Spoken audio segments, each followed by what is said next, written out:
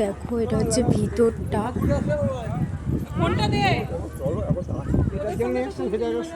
দেখতে পাচ্ছ